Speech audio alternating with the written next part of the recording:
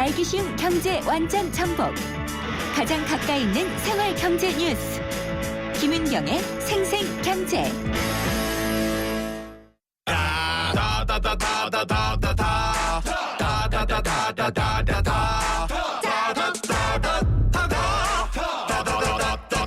쇼핑하는 곳이 다 할인받는 곳. 롯데 올마이 쇼핑카드. 전월 실적 조건 및 할인 한도 홈페이지 참조. 논란이 되고 있는 경제 이슈를 파헤치는 생생포커스. 논란의 쟁점은?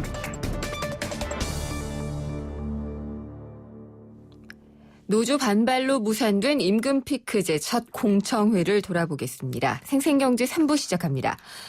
지금 노동계의 최대 이슈는 정년 연장 그리고 이에 따른 임금 피크제입니다. 이 본격적인 도입을 앞두고 있는데 정부가 오늘 처음으로 공청회를 열 계획이었습니다. 근데 계속해서 반대를 해왔던 노동계의 저지와 또 시위 때문에 공청회는 일단 무산이 됐습니다. 그래서 이 논란이 되고 있는 것들은 어떤 것인지 그리고 공청회에서는 어떤 내용이 얘기가 될 것이었는지를 한번 좀 얘기를 들어보려고 하는데요. 오늘 직접 참여할 예정이었던 분입니다. 고려대 법학전문대학원의 박지순 교수를 전화로 연결을 해보겠습니다. 교수님 안녕하십니까? 네, 안녕하세요. 오랜만입니다. 네, 오랜만입니다. 오늘 원래 열릴 예정이었던 임금 피크제 공청회 네. 제가 사진만 봤는데요. 네, 네. 예, 노동부 장관 오셨는데 못 들어가고 네. 다들 반대 피켓 들고 있고 그런 분위기더라고요. 네, 네. 아주 오늘 예상대로 무산이 됐고요. 예. 그리고 오늘 양대 노총 쪽에서 많은 조합원들이 오셔가지고, 좀 이 공청회 자체를 네. 열지 못하도록 그렇게 상당히 좀 저지를 했습니다. 예. 교수님 공청회장 계셨어요? 네, 다녀왔습니다. 네. 근데 일단 열리지를 못한 거죠? 네, 오늘 열지 못했습니다. 네. 안타깝다는 생각이 좀 들기는 해요. 네, 네. 근데 이게 이제 노조 반발 때문이다라고만 얘기하기는 조금 여러 가지 배경이 있잖아요. 네, 네, 그래서 그렇습니다. 네. 이게 반대를 하는 사람들의 논리도 있고 네. 또 이걸 추진해온 정부의 또 논리도 있는데 네, 네. 마치 예상을 했다는 듯이 정부가 어제 발표한 네. 게 있잖아요. 네, 네. 취업규칙 변경의 합리적인 기준과 절차. 네. 이걸 발표를 했는데 그냥 쉽게 내용만 간추리면 노조의 동의가 없어도 네. 임금 피크제를 도입할 수 있다. 이렇게 알려졌거든요. 좀 너무 축약이 돼서 알려지다 보니까 네. 좀 다소 오해의 소지가 있는 것 같아요. 예. 우선 이번 공청회 건이 갖는 의미가 이제 정부나 노동계가 서로 이제 대립적으로 보고 있는데 네. 정부 입장에서는 이제 바로 내년으로 다가온 이 정년 연장 때문에 기업으로서 상당히 지금 많은 곤란을 겪고 있다는 점을 좀 중시하는 것 같고요. 그래서 좀 하루속히 이 임금 체계라든가 임금 피크제 문제에 대해서 어느 정도 입장을 제시해줘야 되지 않느냐라는 절박성을 가지고 있는 것 같고. 네. 노동계 입장에서는 이런 임금 체계 개편이 그동안 논란이 됐던 이 노동시장 구조개혁의 어떤 신호탄 아니냐. 예. 또는 이 임금 피크제 도입이 단순히 어떤 임금 삭감이라고 봐야 되는 게 아니냐. 결국 이런 문제들에 대한 어떤 오해가 섞여서 네. 오늘 같은 그런 어떤 사태가 발생했다고 생각이 되고요. 그 문제가 어떻게 이제 좀 합리적으로 서로 좀 논의가 돼서 좀 정리가 될지 앞으로 좀 많은 좀 고민이 있어야 될 것 같습니다. 네네.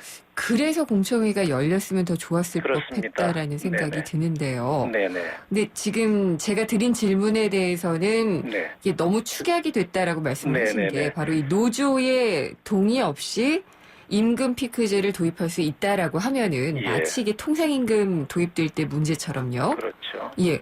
아니 그러면 우리가 반대를 하는데 함부로 임금을 삭감할 수도 있다는 얘기냐? 네네. 이렇게 노측에서는 받아들일 수가 있잖아요. 그래서 오늘 사실 그런 공청회장에서 이제 그런 오해를 풀었어야 되는데, 네. 실제로 이 가이드라인 내용을 보면, 물론 여전히 제가 볼 때는 완성된 형태는 아닌 것 같습니다. 네. 기본적 입장만 설명이 돼 있고, 좀 더 구체화되어야 될 부분이 많이 있어요. 근데 이제 뭐가 오해냐면은, 이게 불이익 변경, 임금 피크제 도입이 동의가 없더라도 가능하다. 이런 것이 아니고, 네. 이제 원칙적으로 불이익 변경이기 때문에 노조의 동의나 근로자의 동의가 있어야 되겠죠. 네. 근데 만약에 이제 동의가 없다. 그런데 기업 사정이 그것 때문에 매우 어려워진다면 동의가 있을 때까지 기다려야 되는 거냐.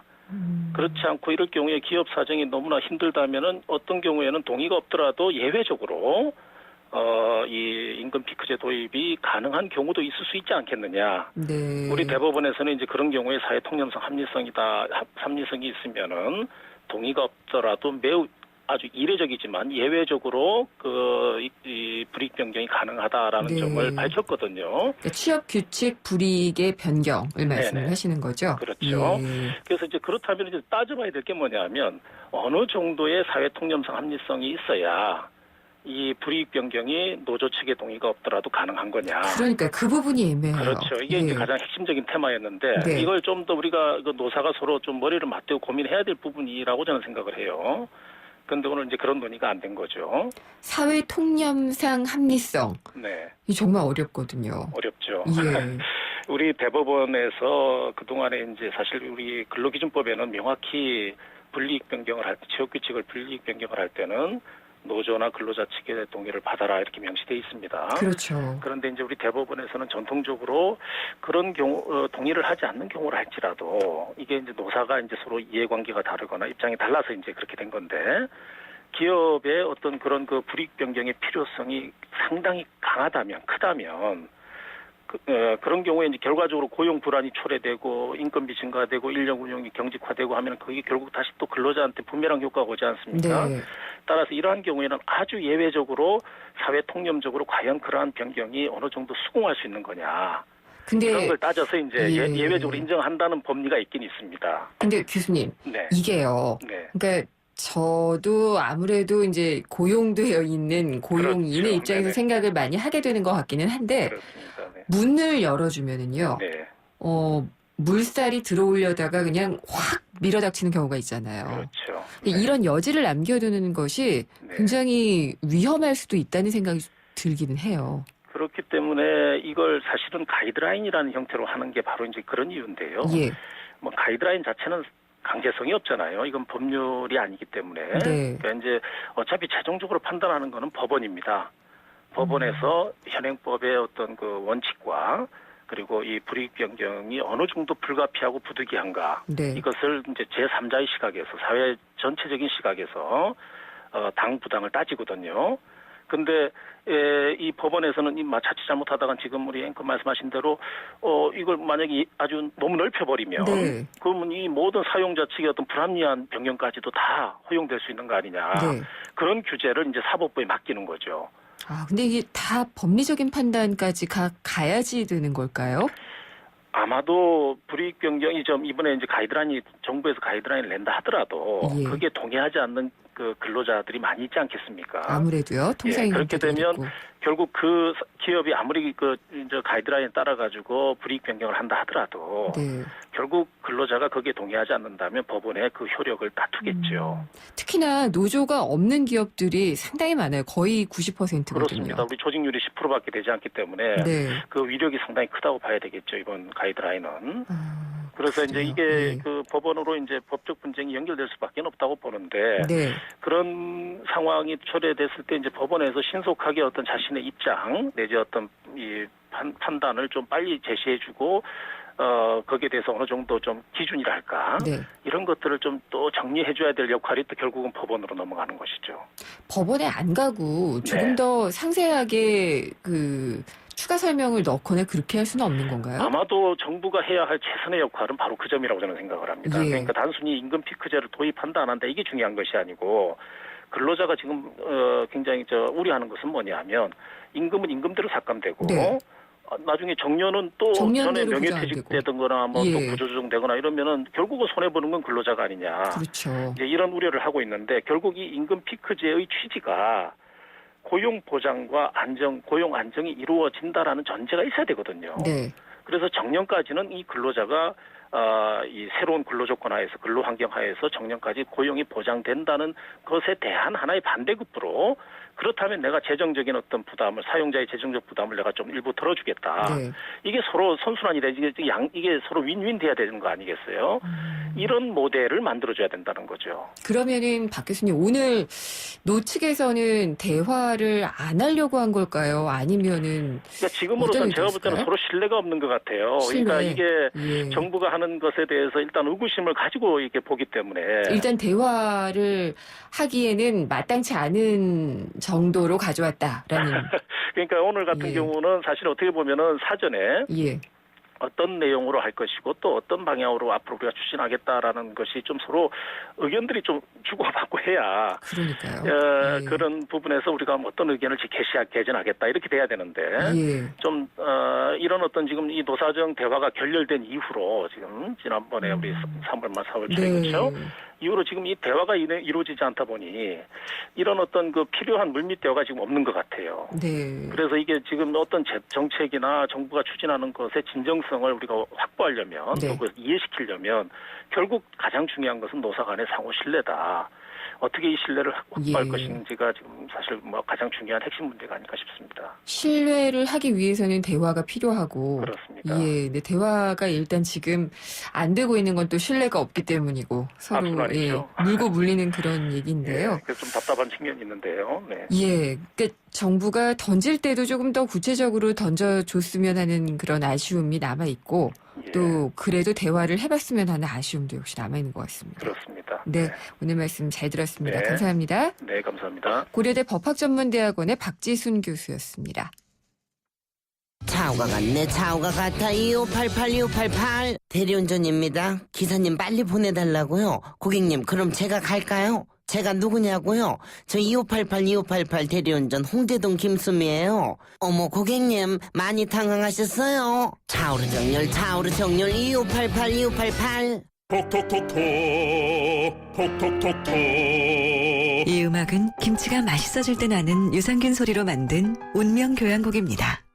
배추김치 톡톡 열무김치 톡톡 동치미 톡하게 유산균이 9배 더 많아 진짜 맛있는 김치. LG 히어스 김치 톡톡. 네, 생생경제 3부는 여기까지고요. 잠시 후 4부에서는 금융상품 백서와 생생 인터뷰가 준비가 되어 있습니다. 금융상품 백서에서는 요즘 대출금리가 슬금슬금 좀 올라가고 있거든요. 이 대출 받으신 분들이 현재 점검해봐야 할 금융상품 알아보겠고요. 생생 인터뷰에서는 다음 카카오에 최근에 인수가 된 업체죠. 김기사 앱 만드는 업체 대박이 났다고 하는데 제2의 김기사를 꿈꾸고 있는 스타트업 분야 명함이 있습니다. 다 명함이 어떤지를 짚어보도록 하겠습니다. 잠시 후 4부에서 뵙겠습니다.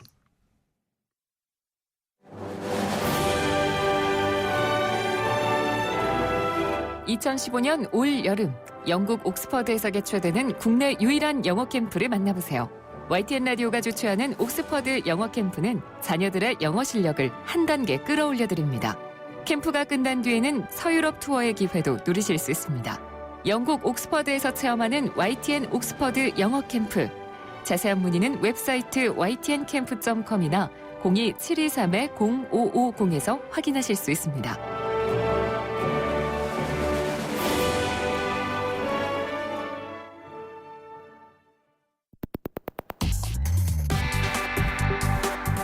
어려운 경제학은 가라.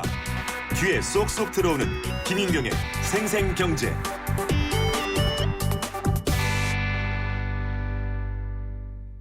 톡톡톡톡. 이 음악은 김치가 맛있어질 때 나는 유산균 소리로 만든 운명 교향곡입니다. 배추김치 톡톡 열무김치 톡톡 동치미 톡하게 유산균이 9배 더 많아 진짜 맛있는 김치. LG 히어스 김치 톡톡. 지마켓은 카드 없이도 결제가 되거든. 쇼핑이 이렇게 쉬워도 되나? 지우씨, 비결이 뭐예요? 지마켓 앱 온! 지마켓의 간편 결제 스마일페이. 카드도 계좌도 한 번만 등록하면 간편하게 결제 끝. 모바일 쇼핑 히어로 지마켓. 자세한 내용은 홈페이지 참조. 알면 대박, 모르면 쪽박. 금융상품 백서. 네, 생생경제 4부 시작하겠고요. 금융상품을 비교를 해드리겠습니다. 신한은행 중동지점 서춘수 지점장이 전화 연결돼 있습니다. 안녕하십니까? 예, 안녕하세요. 대출 금리가 네. 왜 슬금슬금 이렇게 오르고 있죠? 예, 대출할 때 기준금리로 사용하는 방식이 은행에서 3가지 정도 됩니다. 예.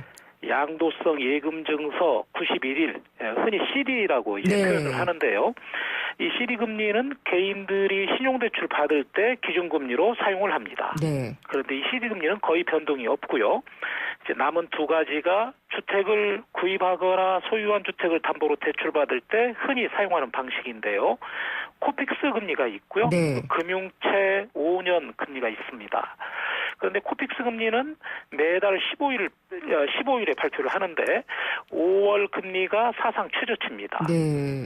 코픽스 금리는 은행 예금 금리와 연동돼 있기 때문에 예금 금리가 사상 최저치니까요. 코픽스 금리도 지난해 연말 대비 0.3% 포인트 떨어져 있고요. 사상 최저치입니다. 네. 반면에 금융채 금리가 최근에 오름세를 보이고 있는데요. 아, 이게 지난 주인공이었군요. 4월 말 네. 대비해서 0.35%포인트 상승했습니다. 네. 금리가 3%대인데 0.35%포인트 상승했으니까 고객분들 입장에선, 많이 오르는구나, 이렇게 이제 느끼시는 것 같고요. 금융채 금리가 오르다 보니까 이 금융채를 기준으로 주택대출을 받는 분들은 이자 부담이 늘 수밖에 없는 것이죠. 그러면은 이 금융채를 네. 기준으로 대출을 받는 분들의 금리가 오른 것이다. 예. 코픽스나 CD 금리는 거의 이제 변화가 없거나 최저인데. 네. 근데 그러면은 이거는 은행에서 대출 받을 때 어떻게 정하는 건가요? 금융채를 기준으로 대출을 받는 사람들은 예. 어떤 분들인가요? 예. 코픽스 금리는 변동금리로 주택대출을 받고자 하시는 분들에게 주로 적용이 되고요. 예. 금융채 5년물은 고정금리 대출을 원하시는 분들에게 적용이 되는 금리입니다. 코픽스 금리로 이제 주로 6개월 변동금리가 되겠는데요. 네. 이 코픽스 금리로 변동금리 대출을 받는다면 제가 코픽스 금리가 사상 최저치다라고 말씀을 드렸는데요. 주택 대출 금리도 연 2%대 중반, 약 연 2.6%까지도 가능합니다. 물론 원금 분할 상환이라든가 우대 조건을 충족했을 경우에 최저로 받을 수 있는 금리이고요. 고정금리 대출을 원하시는 분들이 주로 금융채 5년물 금리를 사용한다라고 제가 말씀을 드렸는데요. 네. 우대 조건을 다 채운다면 연 3.1% 정도 금리로 대출을 해드리고 있습니다. 물론 은행마다 금리가 조금씩 차이가 있고요. 주택을 구입하기 위한 대출이라면 신보 출연료라고 해서 최고 0.26%포인트 금리가 올라갑니다. 근데 방금 이 대출 우대 조건을 말씀을 하셨어요. 네. 근데 우대 조건을 다 채운다는 게 어떤 조건들을 채운다는 건가요? 대출을 받고 나서 다음 달부터 바로 원금 상환을 시작하면 0.3%포인트 금리를 깎아드립니다. 네. 그러니까 매달 원금을 상환하십시오. 그래야 가계 부담이 더 줄어들 테니까요. 또 급여이체를 하게 되면 0.2%포인트, 또 신용카드 소지하고 계신 분들도 0.2%포인트, 공과금을 자동이체하거나 또 거래하는 은행에 예금이나 적금이 있다면 추가로 금리를 인하해드리고 있고요. 네. 거의 1% 이내에서 금리를 깎아드리고 있습니다. 그렇군요. 네. 이 정책 모기지 상품인데 보금자리론의 금리도 조금씩 오르고 있다고 하던데요. 그렇습니다. 주택금융공사 대출 상품인데요. 내달 1일 신규 신청분부터 장기 고정금리 분할상환 주택담보대출인 보금자리론 금리가 0.1%포인트 올라갑니다. 이달 20일부터 금리를 0.2%포인트 올렸습니다. 그리고 6월 1일 0.1%포인트 추가로 올려서 10년 만기 기준 보금자리론 금리가 3.05에서 3.15%로 상승합니다. 근데 이거는 사실 정책 상품이라서 금리를 이렇게 한 달 사이에 네. 두 번이나 올리는 경우가 흔치 않을 것 같은데 왜 네. 이렇게 올렸을까요? 기준금리로 사용하는 국고채, 국고자리로는 국고채 금리를 사용하는데요. 또 앞에서 말씀드렸던 금융채 5년, 이런 금융채 장기금리가 오르기 때문인데요. 미국이 하반기에 금리를 올릴 예정이다, 이런 얘기가 많이 나오고 있고요.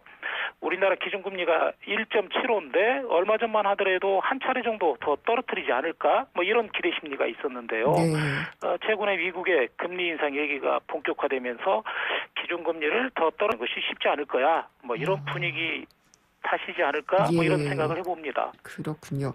네. 이 고정금리 대출 위주로 그러면은 금리가 좀 오르고 있다는 건데요.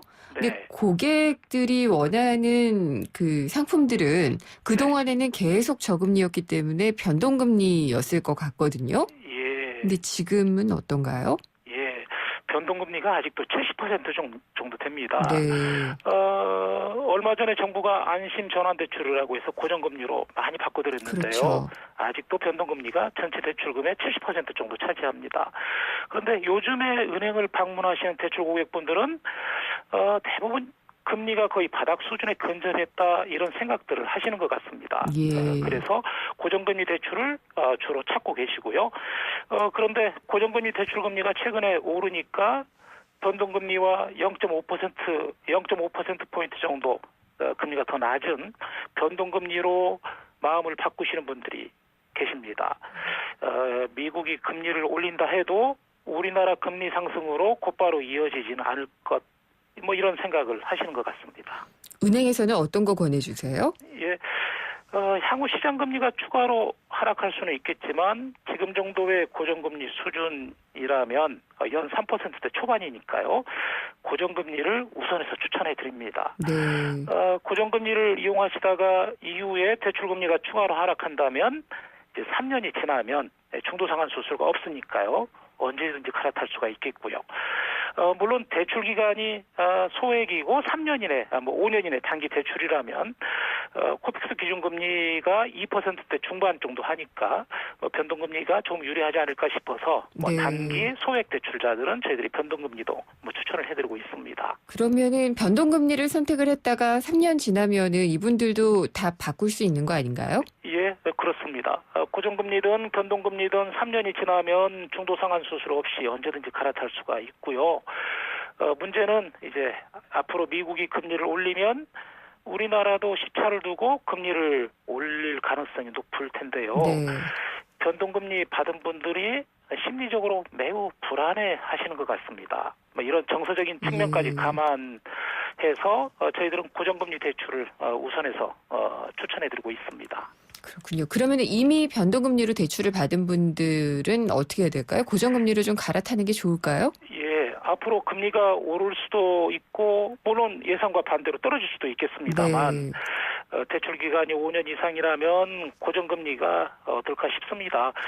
고정금리로 바꾸면서 원금 분할 상환까지 조건을 네. 선택하시면 3년이 되지 않았더라도 중도상환 수수료 다 면제해드립니다. 알겠습니다. 그리고 마지막으로 대출 받을 때 좀 주의하면은 좋을 것들 알려주시죠. 예, 저희들이 다들 알고 있는데도 놓치는 분들이 의외로 많으시던데요. 직장인이 대직장만 할 때 대출 받아서 대출 이자를 내게 되면 네. 연말정산 때 소득공제 그렇죠. 가능합니다. 예, 이 기준에 맞춰서 꼭 대출 받으시란 말씀을 드리고 싶고요. 기준 시가 3억 원 이하 국민주택 규모 이하만 가능했었는데 지금은 평형 따지지 않고요. 기준 시가도 4억 원 이하로 대상이 넓어졌습니다. 네. 대출 기간도 15년 이상에서 10년 이상이면 가능하니까 네. 이 부분도 꼭 챙기시란 말씀 아무리 강조해도 지나치지 않을 것 같습니다. 네, 자세히 잘 들어봤습니다. 감사합니다. 네, 감사합니다. 신한은행 중동지점의 서춘수 지점장이었습니다.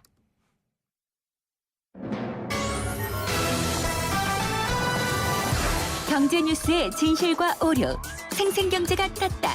오늘의 생생 인터뷰는 한국 벤처시장에 제2의 김기사가 배출될 수 있을까를 알아보도록 하겠습니다. 최근 발표된 보고서를 보면은요, 국내 벤처기업, 그러니까 스타트업 가운데에서 대기업에 합병 인수되는 경우를 보면은요, 0.4%밖에 안 된다고 합니다. 근데 미국에서는 사실 이런 식의 사업 모델을 가지고 벤처기업을 시작하는 경우도 상당히 많이 있거든요. 근데 벤처기업들도 대기업을 경계를 하고 대기업들도 국내에서는 살 기업이 별로 없다라고들 얘기를 하는 그런 분위기인데 이렇게 되면은 벤처에 뛰어들려고 하는 모험가들도 줄어들 수밖에 없을 것이고요. 투자를 하시는 분들도 투자금을 회수하기가 어렵기 때문에 투자를 안 하려는 경향이 깊어질 수가 있을 것 같습니다. 이건 또 문제가 될 텐데요. 오늘 소셜미디어 전략연구소의 배운철 대표와 함께 이 이야기를 나눠보도록 하겠습니다. 안녕하십니까? 네, 안녕하십니까? 네.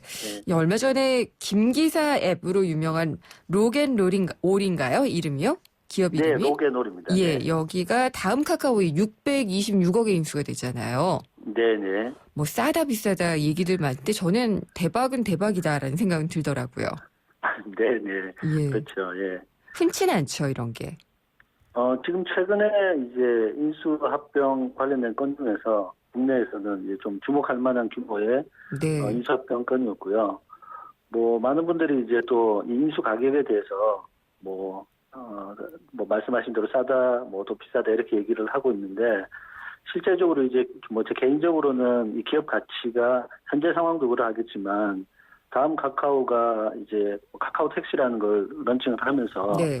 김기사와 연결이 돼 있고 또 그런 시너지 효과를 낸다는 측면에서 보면 뭐 저는 더 좀 기업 가치를 더 받고 또 나머지 벤처 기업들에 더 좀 자극도 되고 하면 좋지 않을까라고 생각을 하고 있고요. 네.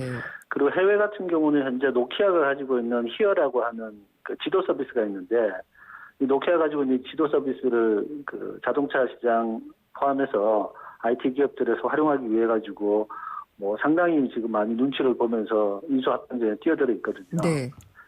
스마트폰에서는 지도라는 서비스가 아주 중요한 서비스이고 또 스마트카라고 되는 시장이 또 IoT 시장에서 늘어나고 있는데 이 지도라는 서비스가 사실은 킬러 서비스 중에 하나로 지금 자리를 잡고 있기 때문에 뭐 기업 가치에 대한 부분들은 뭐 여러 가지 평가가 있겠지만 개인적으로는 좀 더 좋은 가치 평가를 받고 또 더 잘 되는 모습을 보여주면 어땠을까라는 생각들을 가지고 있습니다. 예. 그래도 626억인데, 예, 뭐싼 돈 그렇죠. 아니죠. 예. 네네. 네, 국내에서 이제 그 최근에 몇 년 사이에 그 좀 이제 인수합병 관련된 사례들을 좀 살펴보면 네. KT에서 2010년도에 그 트윗 온에어라고 하는 온라인 스트리밍 서비스를 인수를 해서 네. 원래 온에어라는 서비스로 서비스를 일부 하다가 미국에서 가지고 있는 유스트림이라는 서비스를 도입하면서 양쪽 서비스가 이제 겹치는 부분이 많아서 원래 온에어라는 서비스를 중단하고 유스트림 코리아라는 서비스를 했었거든요. 예. 사실 이때 뭐 제가 그 당시에도 약간 이제 비판적인 입장에서 의견을 전달했는데 국내에 있는 서비스를 잘 키워서 성장시키는 것보다는 해외에 있는 솔루션을 도입해서 전환하는 부분도 좀 아쉬웠고 사실 이 유스트림 코리아는 작년 말에 이제 전반적인 어떤 사업 운영이 어려워서 서비스 접게 됐거든요. 그렇군요. 뭐 예. 네, 그런 케이스도 있고 뭐 한참 지금 이제 뜨거운 소셜 커머스 영역에서 보면 티켓 몬스터가 이제 2011년도에 리빙 소셜이라는 미국 지분을 매각했었고요. 그 지분을 다시 또 그룹폰이 인수를 한 부분들을 팀원의 이제 신 대표가 다시 또 그 지분을 다시 인수해서 다시 적극적으로 좀 가겠다라는 좀 복잡한 이렇게 인수 과정들 좀 거쳐 있었거든요. 근데 이 부분은 이제 소셜 커머스 시장이 여러 형태로 이제 발전하는 과정에서 이제 창업자인 신현성 대표가 이제 팀원 이제 마트라는 서비스를 런칭하면서 좀 다시 적극적으로 돌아오는 좀 특이한 케이스의 사례고요. 알겠습니다. 근데 보통 이제 해외 사례를 보면은요. 네네. 구글이 어디를 인수했다 이런 거는 굉장히 심심치 않게 나오는 뉴스예요. 마이크로소프트가 어디를 샀다. 그래서 인수합병을 하는 그 대상을 보면은 이렇게 뭐 지도 서비스를 개발한 곳, 뭐 어떤 그 기술을 갖고 있는 곳 이런 곳을 작은 기업들을 많이 사거든요. 네. 그게 하나의 또 생태계를 이루게 되는 것 같은데 우리나라 왜 대기업들은 벤처의 기업을 샀다 혹은 투자했다 이런 뉴스가 잘 안 나오는 걸까요? 네. 이제 뭐 국내 사례 전에 이제 해외 사례를 좀 살펴보면 구글은 뭐 연간 뭐 50개에서 뭐 100개 사이 정도의 기업들을 인수를 거의 하는 형태를 최근에 보이고 있거든요. 특히 이제 뭐 유튜브 인수에서 현재는 가장 트래픽이 높은 사이트 중에 하나로 가져가고 수익 모델을 가져가고 있고 그리고 안드로이드라는 운영 체제를 인수해서 지금은 스마트폰에서 사실 그 안드로이드 때문에 구글이 지금 살아가고 있는 그런 형태거든요. 네. 페이스북 같은 경우도 이제 기업 공개를 한 다음에 바로 인스타그램이라는 그 스타트업을 인수한 다음에 완전히 모바일로 전환시킬 수 있는 그 DNA를 확보했고요. 그 이후에 이제 오큘러스 VR이라고 해서 VR 서비스와 또 최근에는 메신저를 강화하면서 왓츠앱을 인수하면서 아주 공격적으로 벤처기업들을 인수하고 스타트업을 인수하고 기업의 전략대로 펼쳐나가는데 국내를 비교해서 보자 그러면 첫 번째는 대기업들이 가지고 있는 디지털 비즈니스에 대한 사업 전략이 좀 부재하다. 네. 그러니까 어떻게 사업을 앞으로 펼쳐갈 것이고 로드맵을 가지고 있는지가 뭐 내부적으로는 있겠지만 그것이 어떤 시장의 어떤 상황으로 보여지는 부분에서는 좀 약한 부분이 아닌가. 이게 이제 국내 기업들이 대부분 이제 하드웨어 중심이고 네. 기능 개발 위주 중심으로 좀 산업이 돼 있다 보니까 이런 플랫폼 사업이라고 하는 또 서비스 사업이라고 하는 판짜기에는 좀 취약한 부분이 있어서 어디 스타트업을 보면 저거는 우리가 좀 사야겠다라는 판단을 하기 좀 어려운 것 같고 네.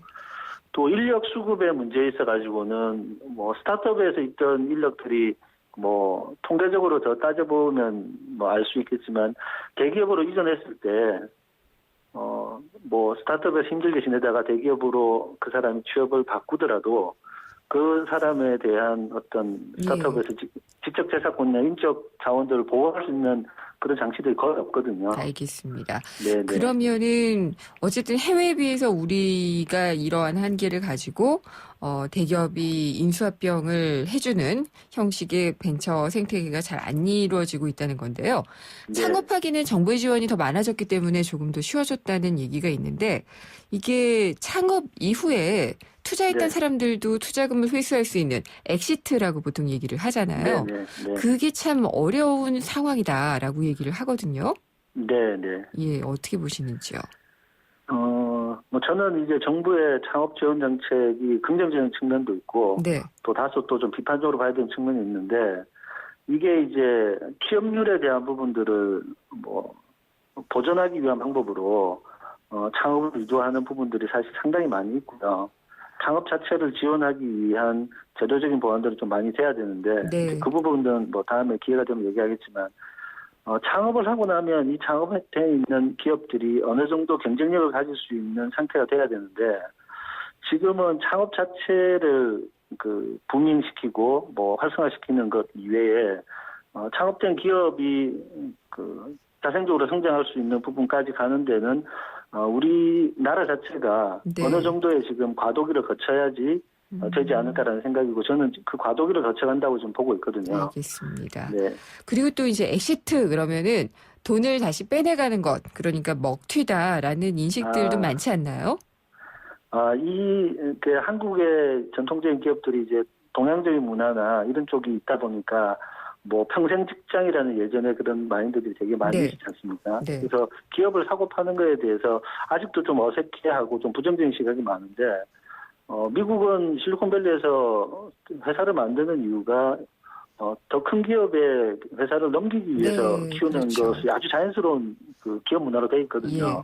그래서 이 부분에서 이제 좀 한 가지 뭐 제가 현장에서 들어보는 이유 중에 하나는 대기업이 어떤 기업을 인수하려고 하는 경우와 이제 인수를 당하려고 하는 기업 스타트업이 있을 경우에 거기에는 이제 우리가 처음 얘기했던 김 기사처럼 네, 기업 가치 평가라는 부분들이 들어가거든요. 그렇죠. 팔려고 하는 예. 쪽은 아무래도 비싼 가격에 팔려고 할 예. 거고 살려고 하는 쪽은 싸게 살려고 할 텐데 이런 기업 가치 평가에 대한 부분들이 아직 국내에는 제대로 안 돼 있다. 좀 이게 예. 너무 정상적인 부분이 많죠. 알겠습니다. 네, 네. 그런 시간이 부분들이, 저희가 네. 여기까지밖에 안 될 것 같네요. 오늘 말씀 네, 여기까지 네. 들어보고요. 다음에 또 말씀 듣도록 하겠습니다. 네, 감사합니다.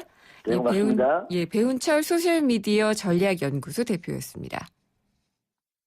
디자인 좀 아시는 분이라면 천연 가죽의 부드러운 감성과 인체공학적 디자인이 만들어내는 완벽한 그립감의 가치를 아실 겁니다. 이제 스마트폰에서도 See the great, feel the great. LG G4. 파리의 루브르가 런던의 대형 박물관이 있다면 러시아에는 300만 점의 걸작을 자랑하는 에르미타주 미술관이 있습니다. 무소르스키의 전람회의 그림이 떠오르는 곳입니다.